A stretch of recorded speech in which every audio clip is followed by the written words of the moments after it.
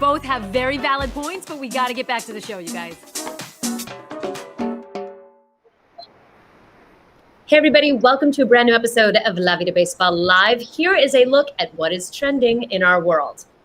The finalists are finally set for the 2021 All-Star Game, as the contest is now in the hands of you guys, the fans, to determine the starters of the Midsummer Classic at Coors Field in Colorado to take place on July 13th. As an MLB fan, it is your duty to vote, so get out, cast your vote. During phase one of the All-Star Game voting, Vladdy Jr. actually received nearly 3 million votes, more than any other player in Major League Baseball. He's followed by Ronald Acuna Jr., Salvador Perez, Mike Trout, and Fernando Tatis Jr. Now, it totally makes sense that Vladdy Jr. was also in the lead because he hit a major milestone last week to match his father of 50 home runs in 258 games. Hey, like father, like son. Mariners left-handed pitcher Hector Santiago becomes the first pitcher to be ejected under the new foreign substance rule. Just call it a very sticky situation. His glove was confiscated, and if found to indeed have anything other than rosin on it, he will be subject to the 10-day suspension. Santiago claims that it was just a mixture of sweat and rosin.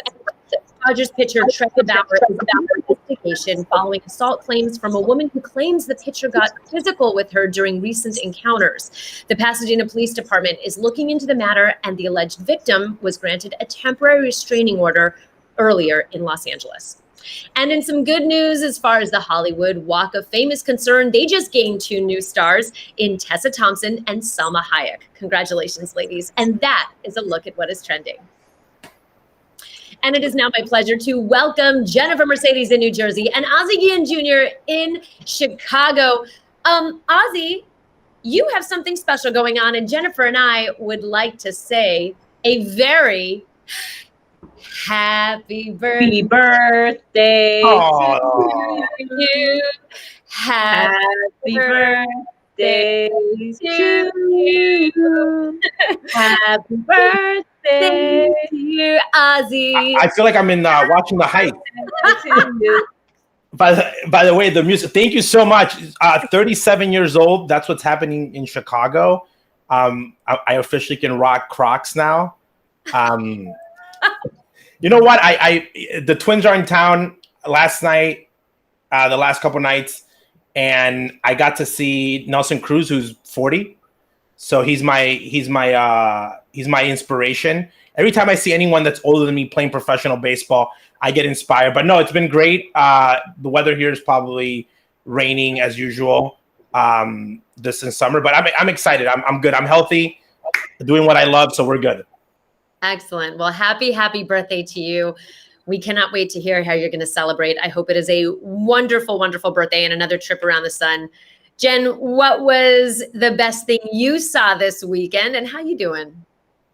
I'm doing well, thank you. There's a lot of great things that I saw, but one of those things, the Dominican Republic is going back to the Olympics for the first time in 19 years. Shout out to the DR, who put together an amazing team of ex-MLBers and future MLB stars. Melky Cabrera hit a 2-run homer, and the Dominican Republic beat Venezuela 8-5 in the championship game, qualifying them to go to the Olympics. The DR clinched its first berth to the Summer Olympics since 1992 and will join the United States, Japan, South Korea, Mexico, and Israel this summer. So I'm so happy to see that baseball is back in the Olympics, and happy to see that the DR will be there representing for the Latinos as well as Mexico. Absolutely. It should be a great Olympics. Ozzie, sorry, Venezuela did not make it.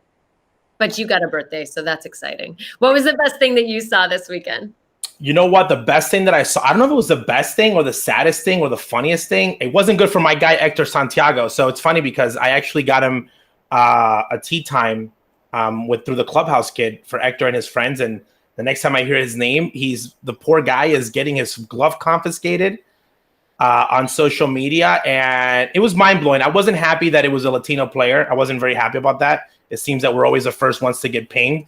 And also, when you're listening to the argument that John Boy broke down and Service was asking, he was asking, what's the substance? What are you removing him for? And they've claimed that it was something on the glove. And I'm going to be honest, I need more clarity on this. If you're going to suspend a guy and there's so much news about this, show us.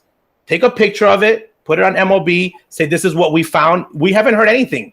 So he's going to get suspended for 10 games, okay, with pay. But still, he was the first guy. You saw that he was a little embarrassed.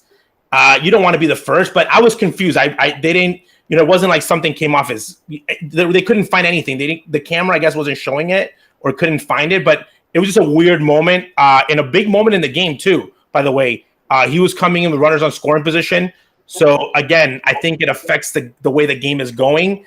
The Mariners ended up winning, but it could have taken a different toll because then they had to warm up another guy. It was a whole mess, and it was just ironic because everyone was waiting for the first guy to get busted, and unfortunately, it was Hector. Yeah. And also, the umpires weren't really sure either, right? They grabbed the glove. I don't think they knew if they could eject him. They didn't like what was in the glove. I'm going to be honest. If that's the point, I say, hey, can you give me a different glove and let me finish the inning? Investigate me, and then if you find foul play, suspend me for double the time. No, or just suspend them, or eject them or whatever. But I think I look back to that video that Trevor Bauer did showing rosin and sweat. That was it. And those are two things that are accepted because you can't ban sweat. And rosin is accepted. And it was pretty sticky from the Trevor Bauer video as he did a demonstration. So I don't know how MLB is really going to police this if you can't even specify what the actual contents are in real time, right? I don't know. It's confusing. And the whole thing is such a scene. It was like on social media to stop and frisk. I saw Max Scherzer. I saw Sergio Romo get super heated about it and just kind of unbuckle their pants and be like, you want to look at something? Look at something. It has gotten so contentious and it has become such a spectacle that it just is such a bad look on MLB because they set a precedent with no clear plan on how they were going to carry it out. And that's what it just looks like. It just looks like a half-baked way of trying to police players. And it's such a bummer because we're talking about batters who I'm sure would welcome a little bit of tact just because they don't want to get hit. But anyway, for me personally, best thing this weekend, I was in Cabo. I was in Chileno Bay in Mexico, and it was wonderful. That is my happy place. And that's where I got to enjoy. I have some pictures. You can check them out on my social media. Got some videos. There we go. This was actually a set. Listen, that's a great photo. This was a set because we had stayed at this place where the Sundance magazine had done a huge photo shoot, and they built this. And listen, if you build it, the influences will come. So we started taking photos on it, and it was a lot of fun. All right. Well, moving on, I want to open up a conversation to something that has been in the news a lot. The conversation on In the Heights has sparked a national conversation on identity. In our community, the term Latinx has been introduced as a way to be super inclusive, but it is not without its own set of pushbacks. Some people say that the X at the end in place of the O makes it confusing. Other people say it makes it more inclusive and gender non-binary. And then other people say, well, we just should have stuck with the term Hispanic. So I'm wondering, Jen, in your opinion, what do you make of it? Well, I understand the conversation right around the term Latino, Latinx, Hispanic. For me personally, I don't mind whichever term is used. It's fine. It identifies us. I kind of compare it to, because I think people want to say, well, there's some argument as far as, okay, but we all have different backgrounds, right? There's Dominican Republic, there's Mexico, there's Argentina, there's all these different countries within Latin America, but then Asia. We call Asia, right? And then that encompasses all of the countries within Asia, right? And you don't hear that same argument. And I understand part of it is because parts of Latin America, right, was colonized by the Spaniards. And that's the pushback when you come to the word Hispanic, because Hispanic is people who come from Spain and those who have countries that speak the Spanish language. It's a lot, and there's a lot of history behind all of these terms. I see people fought for the term Latino, Latina, right? And in order to have that inclusivity for women. I understand that Latinx has that inclusivity for non-binary, but I also understand that people who are trying to use the term or using the term Latinx want to be more inclusive. So I don't push back. Like I saw President Biden was getting a lot of pushback for using the term Latinx at a press conference. And I'm like, but he's trying, right? So for me, I'm not dismissive of anybody's feelings regarding any of the words. I think that the most important thing is that are we fighting for our rights and what's best for our community? The language is important, as I was reading in one of the articles. The language is important, but at the end of the day, what's most important is what's best for our community. And is it just about the language? I also do. I actually had a better understanding as far as when it comes to the census and how you differentiate between the different races and ethnicities, right? Because there is only white, black, Asian, and in some they put Hispanic. And then I think within that Hispanic, it is important because we all know that within the Hispanic community, usually those who come from marginalized and Black and Afro Latinos are the ones who come from poor communities, poorer cities.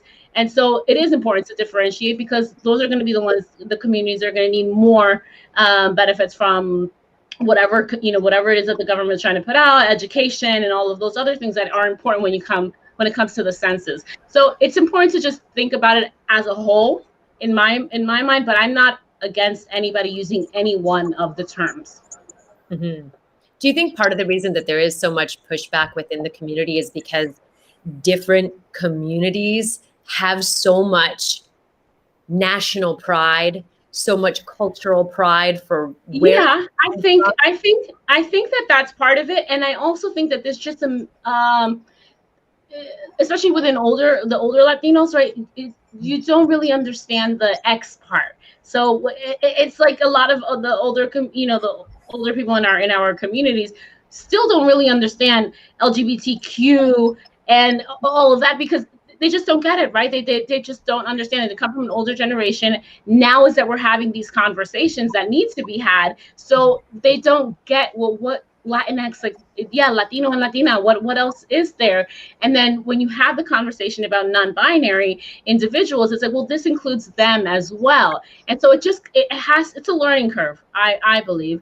And I do think, Julie, because Latinos, we're very special in the sense that our culture is so important to us. But I do believe that we have a shared experience, a shared culture, and each individual one though is broken down, right? And each one of us is different in that sense. I'm also not opposed to the term Hispanic because I have family members who are Hispanic, like from Spain, who are in Spain, and they are my cousins, and they're half Dominican and half Spaniard. And I understand that when the Spanish came back in the day and colonized, they tried to erase, right, the indigenous and the Afro-Latinos. So I understand the history behind that, but I'm not going to hold that against them because that's my family too. So it's a complex conversation, but it's one that we're having here. And so that's a good thing. Absolutely. Ozzie, where do you stand on the topic?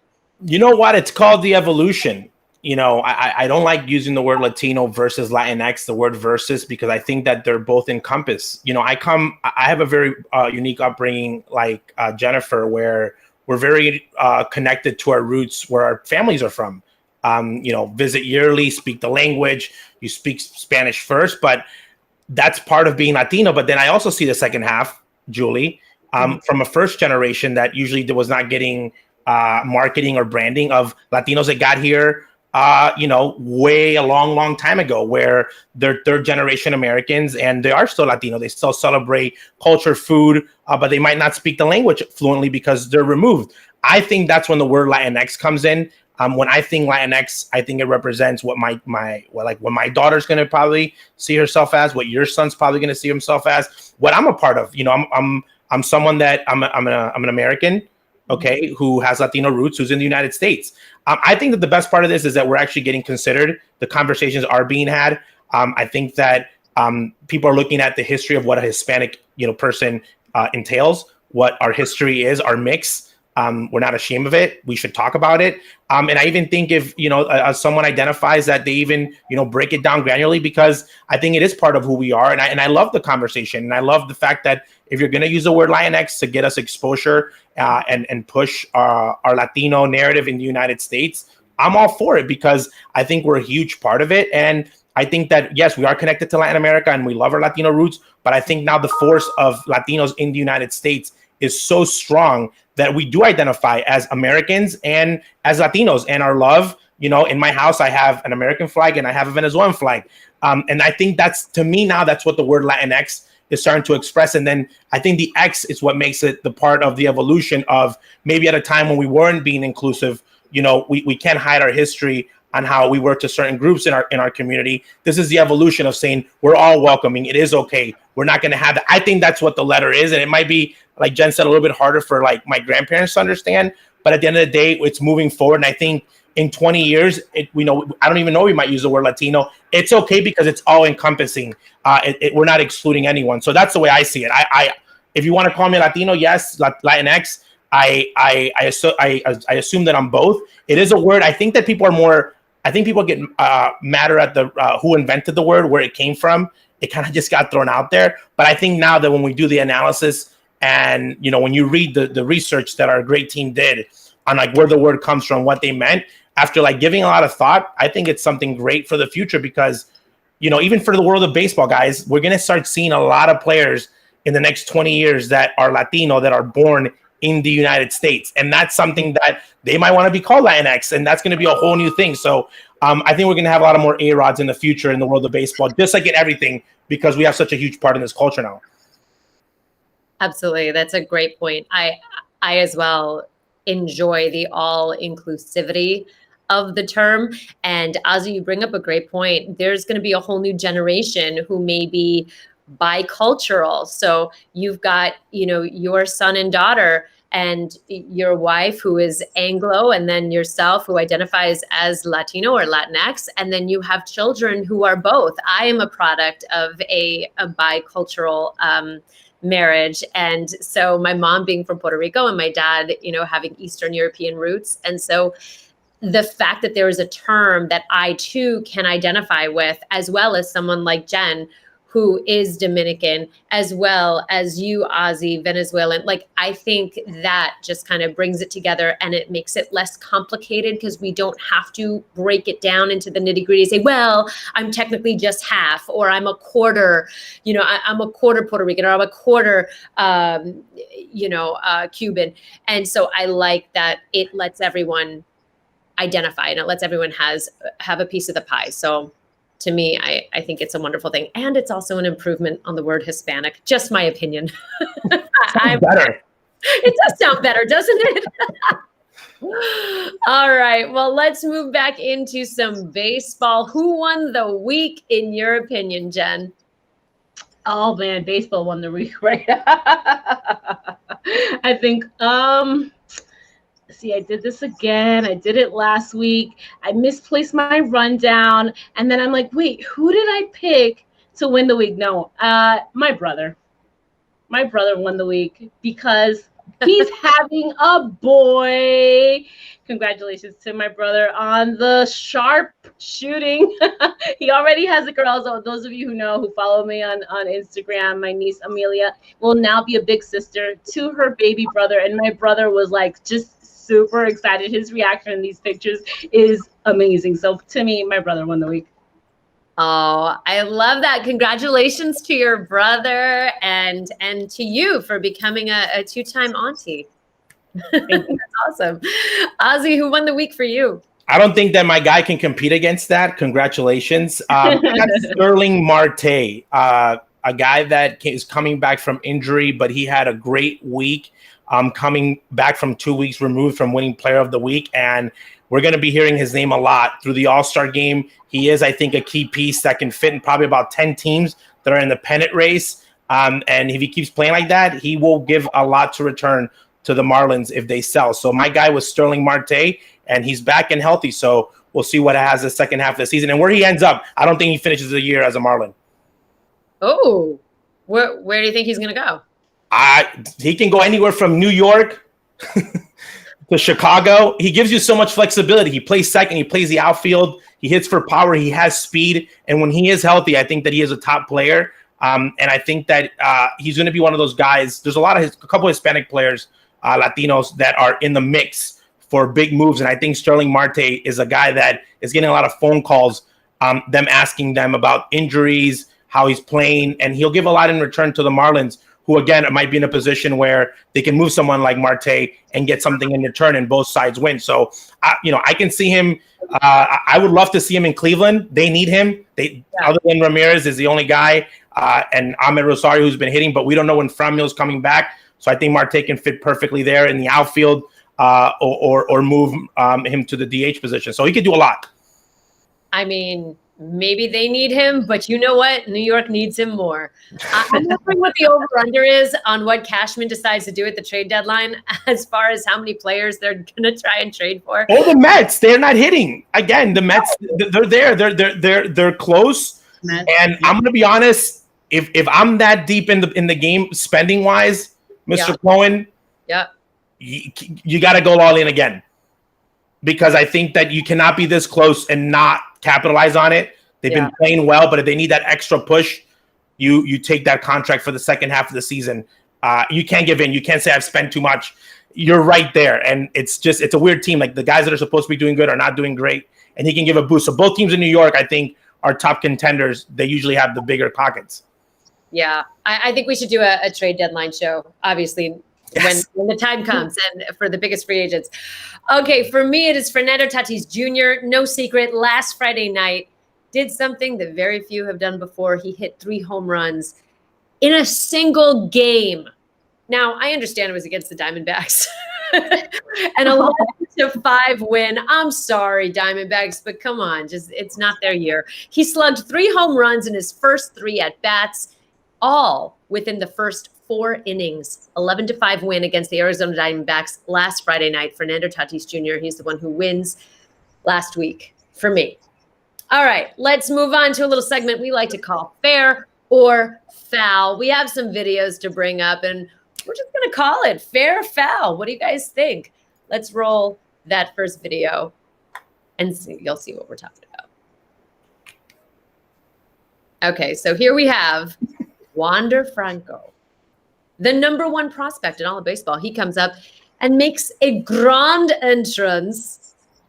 I love the NBA cams in the hallways now of like the guys arriving because I like to know what they're wearing. I like to see, but he's got all the swag. Like I believe that was a Rolls Royce. I'm not good with cars. Was that a Rolls? Yep. I mean, he was not driving himself. He was not driving himself. He was driving himself. No, he wasn't. When you're driving a Rolls Royce, you got a chauffeur. Of course. Yeah. But like, okay, Ozzie, is that like fair or foul? What do you think? Fair. Fair. You know why? You know why? We made him this guy. You know, we gave him the publicity. Wander didn't want this. Again, he's just playing the role. He probably doesn't even know who's going to pick him up. This guy's all about baseball, guys. I loved it. And you know why I know that it wasn't that? If he would have been wearing like a tuxedo coming into the stadium, I would have said he planned it out. He was just there to do his job, and he did. Went deep. If you go deep the first day you're in the big leagues, you should come into in 2 Rolls Royce. Jen, fair, foul. Fair, and I'm going to share this with you guys. My nephew was here the other day, and I left my whiteboard here, and he left me this note. I just saw it, and it says, Jennifer, excited for work, maybe not. Never give up and keep going. Oh, Julio has great handwriting, by the way. Oh, he has amazing handwriting. Junior, shout out to Junior. He's going to be the first Latino president, by the way. But anyways, I'm sorry. I took us off topic, but I just saw this, and I was like, oh. Shout out to Julio with the encouraging words. Yeah. All right, moving on. We got some fancy feet. We got some merengue. Check this out. On the deck, just right there on the steps. I don't know, guys, fair or foul, Ozzie. You know what? I'm always for a dancing guy, and his moves were not horrible. I'm not gonna lie. Usually, when you see guys dancing and their moves are horrendous, I say foul. But you gotta have fun. You're in the dugout. Gotta stay loose. And there's nothing wrong with doing a little merengue, especially if you can throw down. Jen, what would you Fair, think? all the way fair. When you hear the music, it's really hard to not even like do a little two-step. So I get it. And it's easy now. Hey, now I love it because I used to be in dugouts and clubhouses when the only Latino song played in the Jumbotron was La Cucaracha. Okay, and that's changed. I thought you were going to say Suavemente. Oh, Suavemente was a follow-up to that. No, I love it. I love it because now you get to hear, our culture is part of the music. Fans love it. They get connected. And if you're in the dugout, they play a good merengue song. Oh, you got to dance it. Yep. Next up, check out this trick shot. Ooh, talk about a bat flip. I mean, is he a soccer player? Is he a baseball? Wow, goes yard. I mean, those are some skills. But Ozzie says foul. Not into it, huh? He's not a baseball player. No. Anyone that's a baseball player would not spend that much time trying to do what he did. But you know what? I'll give him credit. He's talented. He is talented. I'm giving it fair because it takes skills. And no, maybe he is not a baseball player, but this is something that a baseball player cannot do. And he probably, is. Well, you know what? He probably was a baseball player. He just didn't get a lot of playing time. Right. He had a lot of time on his hands. All right, check out this video. If you have a kid and you're, playing in the backyard and they decide to go ahead and show you up, or foul. Ozzie, you're a dad. What would you think if Adela did that? Oh, Adela would get yelled at. You know what? It's funny because we would have to talk about what moment in the game we were in. And this is when we're talking about kids imitate players. Okay, I think it's hilarious because I'm sure no one told them to do this. So I think at that moment is like when you have to have that conversation of when you do it. I say foul for the adults of what Major League Baseball players guys do, the effect they can have. But from the kid's standpoint, he loves it. I love watching videos. Your son posts those a lot. I love when kids imitate players. Again, they're imitating something fun. And I think that's probably one of the best things that social media has in the game of baseball is that we're seeing the future superstars, okay, doing swings and when they're little kids and having these great moments. So I love it. And pretty good imitation. The bat stand guy would have to say so. Jen, fair or foul? Fair. I mean, I'm all for making baseball fun again. And when you have kids playing baseball, having fun, it's a good thing. So yes, fair. I love it. Me too. It keeps us honest as aunties, as uncles, as parents, when the little ones show us up. Oh yeah. Don't sleep on the kids, man. All right. Well, in conclusion, we have had such a great show today. But in conclusion, I just want to share a little bit of what is on my mind. And guys, it was just released last week, the Nike MLB collaboration for the 2021 All-Star jerseys. And they just might be the worst I have ever seen. What is this? A polo match? A gift shop at the US Open? Did Ralph Lauren and MLB decide to make a secret tryst pack and come out with a jersey that I cannot even visually tell what team it is? What is that? C-U-L? I read that and it says C-U-L. No, it's C-O-L for Colorado. But you have the emblem of the C and the R, the Colorado Rockies, which covers it. My mind is playing tricks on me. It's like I'm looking at these things with a 3D screen without the 3D glasses.